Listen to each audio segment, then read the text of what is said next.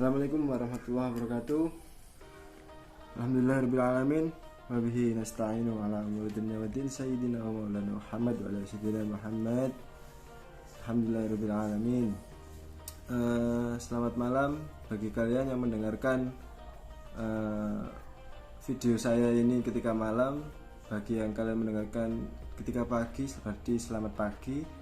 Bagi Anda yang mendengarkan video saya ini ketika siang, selamat siang, dan sore, berarti selamat sore.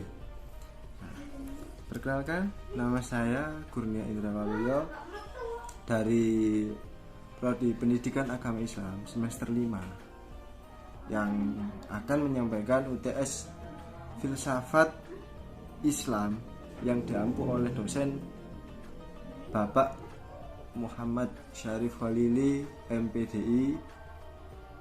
Semoga beliau diberi kesehatan, rezeki yang lancar, barokah, umur yang gak panjang-panjang dan gak pendek-pendek, yang penting barokah, gitu Pak. Nah, ngoten nggih Pak. Nah, di sini saya akan menjawab 3 pilihan soal dan saya memilih nomor 2, yakni A. Bagaimana Anda membuktikan keberadaan Tuhan secara filosofis? Dan yang B, mengapa Tuhan tak dapat dibuktikan keberadaannya dengan metode empiris? Nah, yang perlu kalian ketahui, Tuhan atau yang berhubung saya Islam, bukan non-Islam atau agama yang lain. Nah, saya kan Islam, jadi Tuhan itu saya namakan Allah lah. Kenapa? Yang perlu Anda ketahui, Allah itu apa sih Allah itu? Allah adalah nama Tuhan yang umat Islam yakini untuk disembah. Jadi gimana ya? Tuhan itu atau Allah itu tidak sama dengan makhluknya, atau selalu ada dan tidak diawali dan tidak diakhiri. Itu Tuhan. Dan tidak dapat kita lihat dan hanya dapat kita rasakan keberadaannya. Itu Tuhan.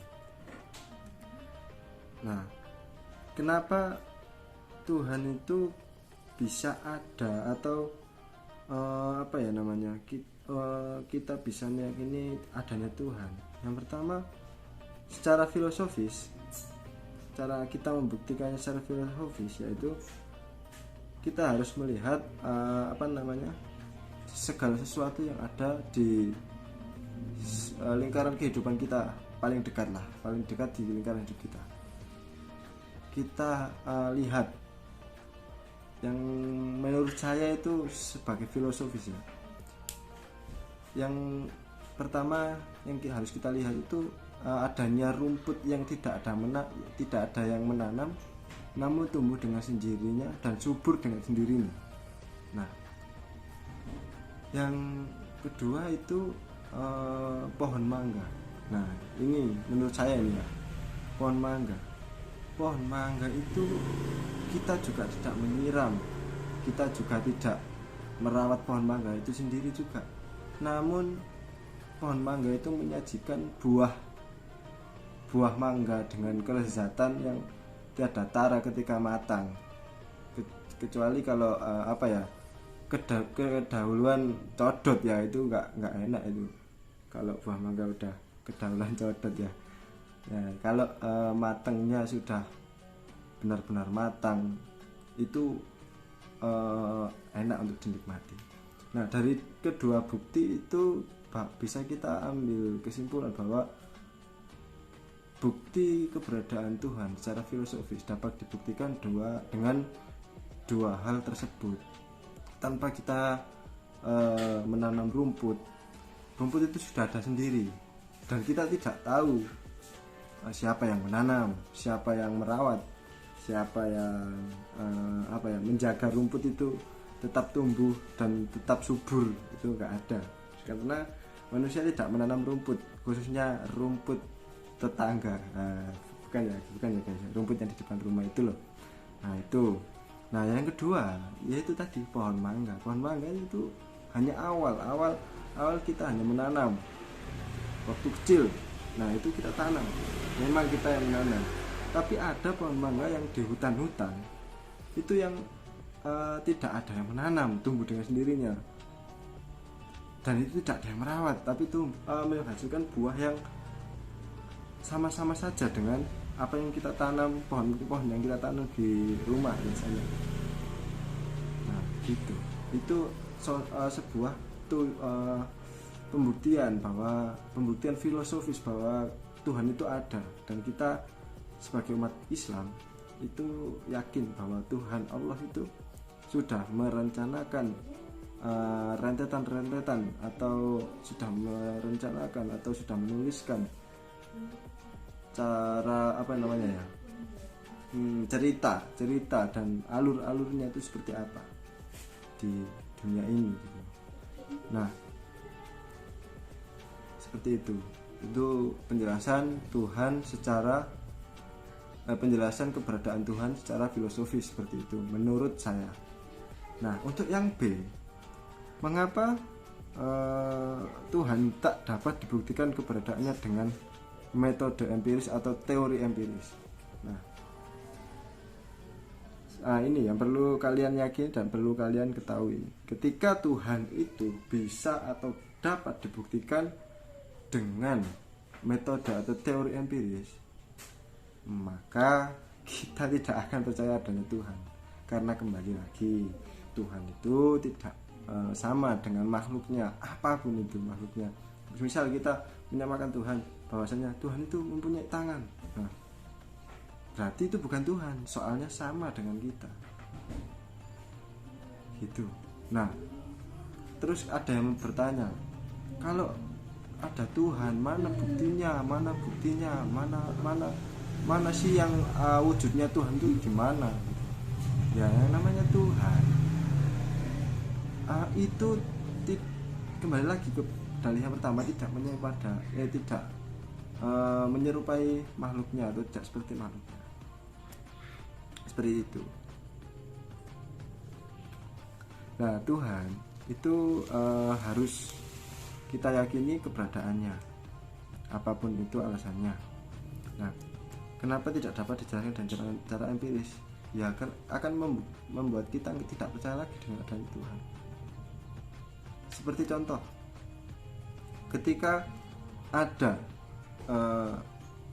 HP atau apapun itu, alat atau buku atau apa yang tersusun rapi, tapi kita tidak mengetahui siapa yang menyusun buku tersebut dengan bentuknya yang bermacam-macam, misal ditumpuk jadi 3, ada yang dijajarkan gini, diberdirikan sambil ketemu sampul atau gimana. Nah, ketika kita tidak mengetahui siapa yang menata buku tersebut, itu bisa dibikin contoh Tuhan itu ada dan nyata, karena contoh kecil lah maksudnya, karena kita tidak mengetahui tapi buku itu sudah tertata, seperti itu. Seperti hanya pada contoh yang awal, kalau rumput itu yang di halaman kita itu, kita tahu siapa yang menanam, siapa yang merawat, pasti kita tidak akan percaya lagi kalau adanya Tuhan, karena yang menanam itu diketahui siapa yang menanam itu. Nah, tapi kalau kita tidak mengetahui siapa yang menanam, siapa yang menata buku tadi, nah itu berarti kita meyakini bahwa semua itu adalah kehendak Tuhan atau campur tangan, istilahnya campur tangan Tuhan yang membuat semua itu terjadi, seperti itu. Seperti hanya kita melakukan tidur, misal tidur terus tiba-tiba hujan, dan sebelum kita tidur itu tidak ada mendung sama sekali, tidak ada indikasi hujan, tidak ada indikasi bahwasanya hari ini akan turun hujan, karena waktu sebelum kita tidur itu panas banget gitu kan. Nah, ketika kita bangun itu sudah hujan deras. Ketika kita membicarakan hal tersebut, itu sangat-sangat logika kalau sangat logis kalau Tuhan itu tidak bisa dibuktikan dengan metode atau teori empiris, karena sudah di luar batasan manusia atau sudah di luar batasan makhluk hidup, khususnya manusia.